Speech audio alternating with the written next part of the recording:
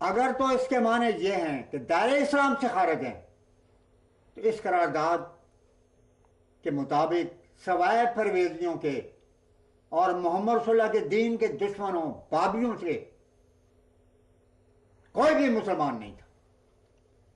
تو یہ قانون صرف یہ بتاتا ہے قانونی اغراض کے لحاظ سے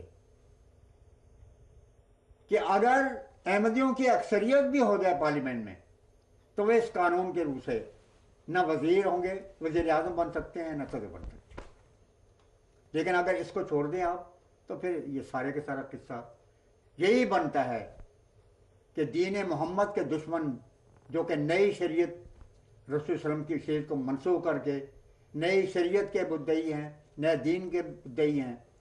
بلکہ وہ کہتے ہیں کہ اب دور محمد ختم ہو گیا، اب دور بہائیت ہے قیامت کے لیے. اور میں یہ چونکا دینے والی بات بھی آپ کے سامنے آج کھول کے رکھتا ہوں اور واضح کر کے بتانا چاہتا ہوں کہ اقبال صاحب جنہوں نے سب سے پہلے کانگریسی حلقوں کے علاوہ مسلمانوں سے یہ کہا 1935 میں، اور وہ رسالہ ان کا چھپا ہوا موجود ہے، پرویزی خاص طور پر اس کو شائع کرتے ہیں، اگرچہ سب سے پہلے شیروالا گیٹ سے شائع کیا گیا، مگر پرویز صاحب نے اس کو بڑی کثرت سے شائع کیا ہے. غالباً اس کا احمدیت اور اسلام اس کا نام ہے. اس میں یہ بھی انہوں نے لکھا ہے کہ ابن تیمیہ کی روح اس وقت بہت خوش ہوگی کہ جبکہ اتاترک نے ملاؤں کو سیاست سے خارج کر دیا تھا. مگر اس میں لکھا ہے کہ قادیانیوں کو تو فوراً خارج کر دینا چاہیے، اور مثال دی ہے انہوں نے سپینزو سے، اور سپینزو کو ولی قرار دیا جاتا ہے. لیکن اقبال صاحب نے کہا کہ سپینزو خود ان کے اپنے یادداشتوں میں چھپا ہوا موجود ہے کہ سپینزو اپنے زمانے کا ولی تھا، مگر یہودی چونکہ اس سے خطرہ محسوس کرتے تھے اس لیے انہوں نے اپنی تنظیم کو خطرہ پا کے انہیں اپنے دائرے سے خارج کر دیا. اسی طرح ہندوستان کے مسلمان کی وحدت کا خطرہ قادیانیوں سے ہے، اس لیے ان کو علیحدہ کرنا چاہیے. یہ انہوں نے بنیاد رکھی ہے. اور ساتھ لکھا ہے کہ میری نگاہ میں قادیانیوں کے مقابل پر بابی اور بہائی جو ہیں انہوں نے بہت ہی معقول نظریہ اختیار کی ہے. اب اس شاعر مشرق اور علامہ مشرق کا عشق میں آپ کو بتانا چاہتا ہوں بابیت اور بہائیت کے ساتھ، تاکہ آپ کو پورے بیک گراؤنڈ کو پتہ چلے. آپ اگر بابیت کی تاریخ پڑھیں، قرۃ العین کا ذکر آپ کو ملے گا، جس نے سب سے پہلے بابیت کے سفیر ہونے کی حیثیت سے اعلان کیا بدشت کانفرنس میں کہ آج سے دور محمدیت ختم ہے اور حضرت باب کا دور شروع ہوتا ہے. اور ساتھ ہی کہا کہ اب وقت آ گیا ہے، غور فرمائیں بابیت کی بنیاد کس چیز پر ہے، وقت آ گیا ہے کہ یہ جو ذاتی جاگیریں ختم کر دی جائیں اور ساری جاگیروں اور تمام پراپرٹی کے اوپر حکومت کا قبضہ ہو جائے. بالکل کارل مارکس کی آواز تھی جو بابیت کے پلیٹ فارم سے سنائی گئی، اور یہی وہ قرۃ العین ہے جس نے اس دور کے ایران کے بادشاہ کراچار کے سامنے جو غزلیں کہیں، جس کو محمد عالم آصف صاحب نے الکاویہ میں درج کیا ہے، معزز سامعین اور ناظرین اس کو دیکھ سکیں اسکرین پر، اس میں ان کا نمونہ دیا گیا ہے قرۃ العین کا. اور ایک شعر وہ ہے کہ باپ کی عظمت اور شوکت یہ ہے کہ اگر ہزاروں مصطفیٰ بھی ہوں تو اس کے مقابلے پر ان کی کوئی حیثیت نہیں ہے. یہ وہ گستاخ رسول ہے قرۃ العین جس کے متعلق جاوید نامہ میں سر اقبال نے یہ لکھا ہے کہ مجھے جنت کی ارواح میں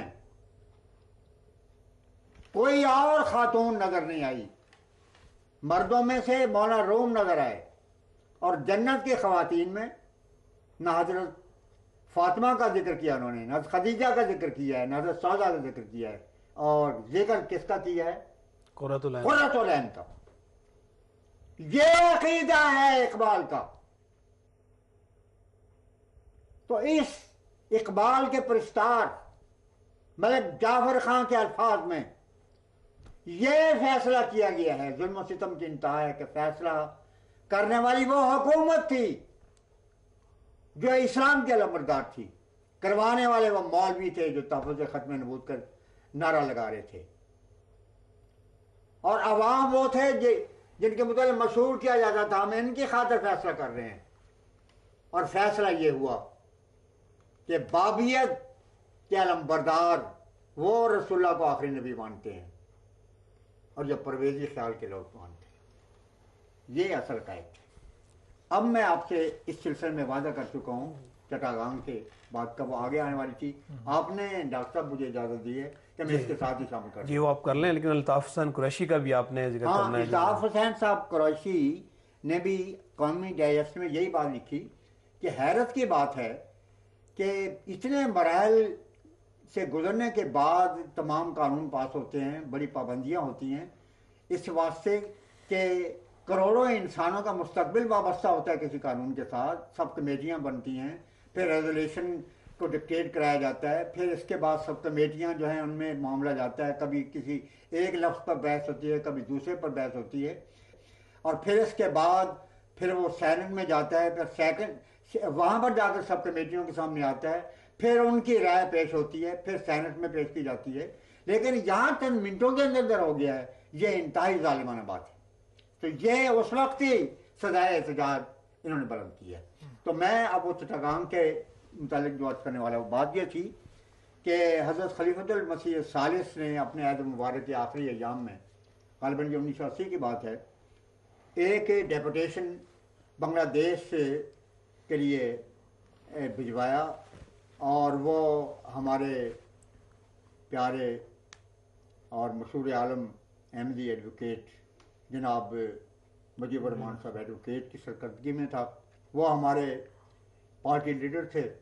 اور مولانا سلطان محمود صاحب انور جو اس وقت ناظر اصلاح و ارشاد کے منصب پر تھے، اور تیسرا ممبر یہ خاکسار تھا. ہم لوگ چٹاگانگ میں گئے تو ڈاکٹر عبدالصمد صاحب مرحوم جو والد ہیں ہمارے یہ عبدالاول صاحب کے، ہمارے نہایت مخلص مربی، ان کے اکثر ایم ٹی اے پر بھی بیانات اور سوالوں کے جوابات آتے ہیں، اور بہت شاندار انداز میں بنگالی زبان میں احمدیت کی ترجمانی فرما رہے ہیں. دوسرے بھی ہمارے بنگالی بزرگ، تو انہوں نے نہایت وسیع پیمانے پر اپنی کوٹھی میں ایک دعوت کا اہتمام کیا، جس میں کہ چوٹی کے سیاسی لیڈر بھی تھے، عدالت کے نمائندے بھی تھے، ججز بھی موجود تھے، وکلاء بھی موجود تھے. جماعت اسلامی کے ایک وکیل نے ہم سے یہ سوال کیا. سوال یہ تھا کہ بات یہ ہے کہ پاکستان کی حکومت نے آپ کے خلاف قانون پاس کر دیے ہے، اب آپ کو کیا حق ہے کہ آپ جماعت احمدیہ کی آواز کو بلند کریں؟ میں نے کہا جناب والا، یہ آج معلوم ہوا ہے کہ بنگلہ دیش کی جو عدالتیں ہیں وہ پاکستان کے قانون کو بھی تسلیم کرتی ہیں. کہنے کہ نہیں. میں نے کہا یہ قرارداد پاس تو پاکستان کی اسمبلی نے کی ہے اور لاگو پاکستان کی حد تک ہو سکتی ہے، بنگلہ دیش نے تو کبھی یہ اعلان نہیں کیا.